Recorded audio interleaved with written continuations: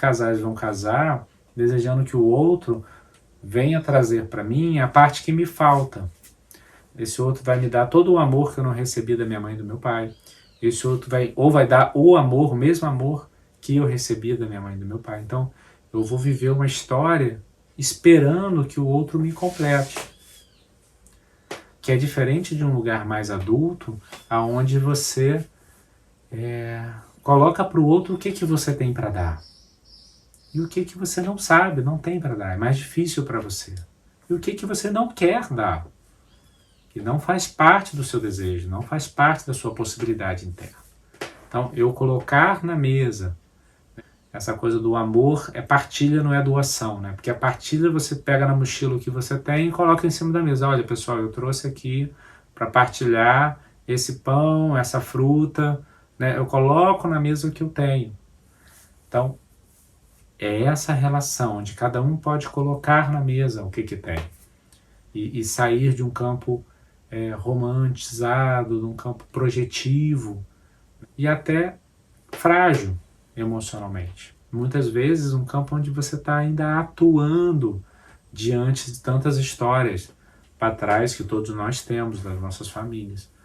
Então é um desafio a gente sair desse campo de atuação na vida amorosa, na vida conjugal e partir para um campo de ação mais consciente, com mais maturação, de uma maturidade fisiológica também, né, emocional. Então, o convite, muitas vezes para o casal que vem sem crise nenhuma, e eu já tive casos de pessoas que buscaram fazer terapia para ajustar, porque já conseguiram perceber as diferenças, já conseguiram perceber os desafios que pelo tipo de família que cada um está vindo, pelas origens que cada um está vindo, pelo que eles desejam da vida conjugal, da vida familiar, da vida de trabalho, né? E às vezes são duas pessoas que estão casadas somente com o trabalho e desejam se casar, às vezes são pessoas que desejam se casar, mas são muito diferentes as famílias, então a pessoa já tem uma consciência sobre o tamanho do desafio que e faz um processo de terapia conjugal para esses pequenos ajustes. Mas o mais comum é ou com a crise grande, crise aberta, ou com essas sinalizações que acontecem na vida conjugal o tempo todo, né?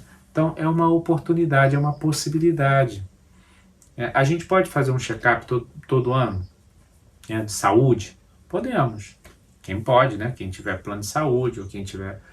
Tem gente que tem plano de saúde e não usa, né? Então assim, deveríamos fazer um check-up todo ano. A gente deveria olhar os nossos dentes, pelo menos uma vez por ano? Deveria, é o mesmo.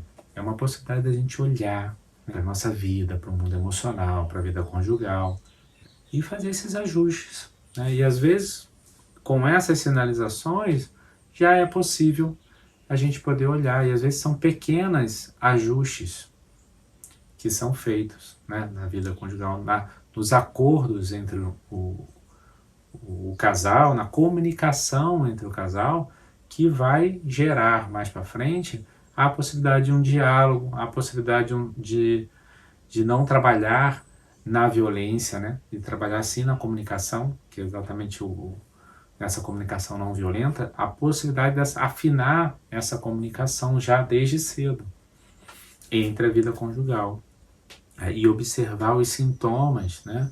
Os sintomas dos filhos não são só dos filhos, são dos filhos e da família, que significa também da vida conjugal. E é importante a gente poder olhar o que eu posso fazer, né? Às vezes eu pergunto ao casal assim, o que você precisa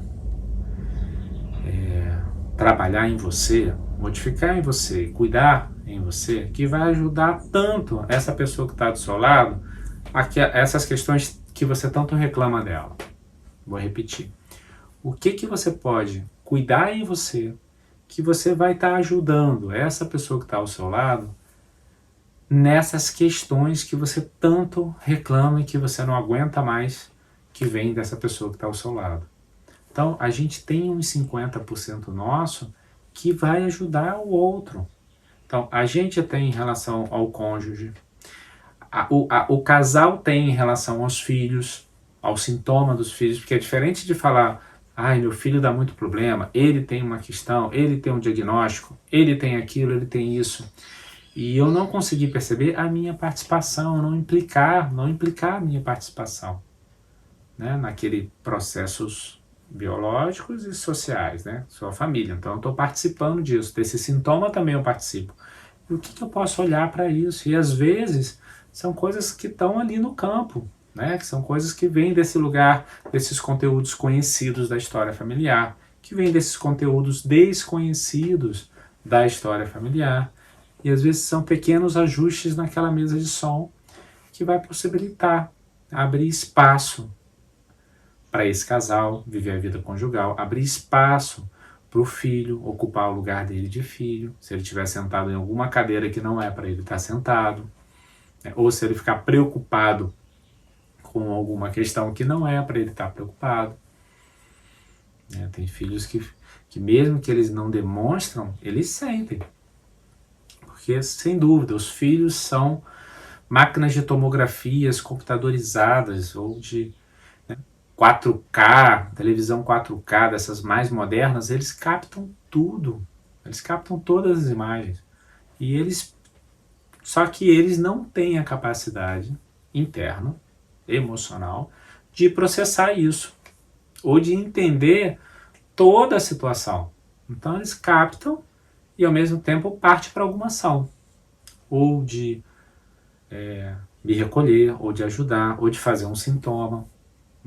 É muito comum, por exemplo, um filho tentar adoecer mais do que os pais, por exemplo. Se os pais estão adoecidos, ou o filho vai se tornar muitas vezes um adultinho, um adulto que vai estar cuidando desses pais, ou às vezes ele tenta ficar pior do que esses pais, se eles estão adoecidos, ou na vida conjugal, ou na vida individual mesmo, que acaba também refletindo.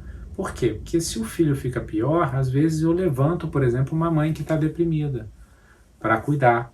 Porque se eu parto para um lugar de cuidar, o lugar de cuidar ele traz uma potência, uma onipotência, né? A gente cuidar do outro.